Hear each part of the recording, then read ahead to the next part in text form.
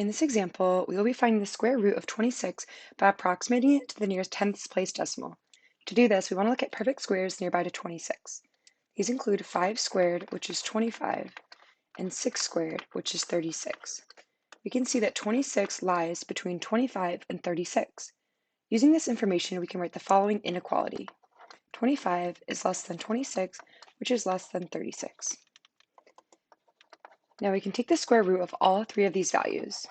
To have the square root of 25 is less than the square root of 26, which is less than the square root of 36.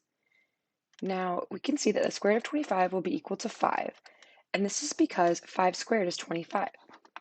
The square root of 36 will be 6, because 6 squared is 36. Now we can see that the square root of 26 lies between 5 and 6. However, because 26 is a lot closer to 25 than it is to 36, the square root of 26 will be closer to 5 than it is to 6. So we can now find tenths place approximations between 5 and 6 that multiplied by themselves give us 26 approximately. So let's try out 5.1 since we want something a little bit closer to 5. So 5.1 squared would be 5.1 times 5.1. 1 times 1 is 1, 5 times 1 is 5. Add our 0. 5 times 1 is 5, and then 5 times 5 is 25. When we add these values together, we end up getting 26.01, which is very close to 26, so we can approximate this to 26.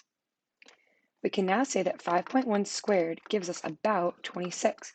So if we take the square root of both of these values, the squared and the square root cancel, we get 5.1 is approximately the square root of 26.